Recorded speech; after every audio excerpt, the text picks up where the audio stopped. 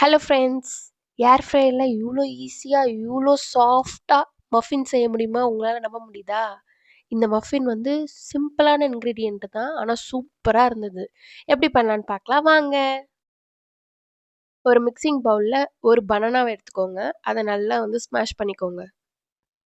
Smash பண்ண பிறகு அது கூட சர்க்கரை, எண்ணெய் இது எல்லாத்தையும் போட்டு நல்லா வந்து மிக்ஸ் பண்ணிக்கோங்க.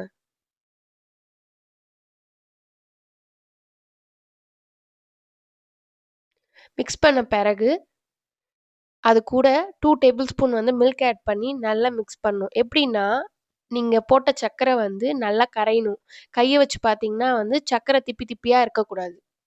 அந்த அளவுக்கு நல்லா வந்து மிக்ஸ் பண்ணிக்கோங்க. மிக்ஸ் பண்ண பிறகு மைதா நான் இங்கே போட்டிருக்கேன். நீங்கள் மைதா போடலன்னா நீங்கள் கோதுமை மாவு கூட போட்டுக்கலாம் இதில். அதுக்கப்புறம் பேக்கிங் சோடா, பேக்கிங் பவுடர் இது எல்லாமே மெஷர்மெண்ட்ஸ் எல்லாமே வந்து உங்களுக்கு கேப்ஷன்லேயும் கொடுப்பேன், வீடியோவில் இருக்குது பாருங்கள். வெனிலா எசன்ஸ் போட்டு நல்லா மிக்ஸ் பண்ணிக்கோங்க. மிக்ஸ் பண்ண பிறகு உங்களுக்கு கன்சிஸ்டன்சி வந்து ரிப்பன் கன்சிஸ்டன்சி வரலன்னா கொஞ்சம் மில்க் ஆட் பண்ணிக்கோங்க. நான் இதில் வால்நட்ஸும் கொஞ்சம் டார்க் சாக்லேட்டும் ஆட் பண்ணிக்கிட்டேன்.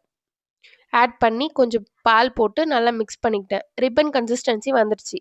வந்துட்ட பிறகு நான் வந்து கப் கேக் வந்து வச்சிடல. ஸோ வந்து பேப்பர் கப்ஸ்லேயே போட்டுக்கிட்டேன்.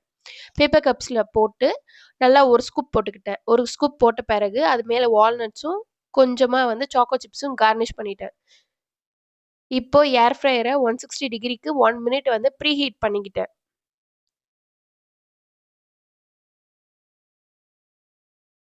ப்ரீ ஹீட் ஆயிடுச்சு. இப்போ வந்து பேப்பர் லைனர் போட்டு அது மேலே இந்த கப் கேக்ஸை வச்சு 10 to 15 மினிட்ஸ் 160 டிகிரியில் பேக் பண்ணி எடுத்திங்கன்னா உங்களோட சாஃப்டான பனானா வால்நட் மஃபின் ரெடி. இந்த மாதிரி சிம்பிள் ரெசிபிக்கு என்னோட சேனலை சப்ஸ்கிரைப் பண்ணுங்கள். பாய்.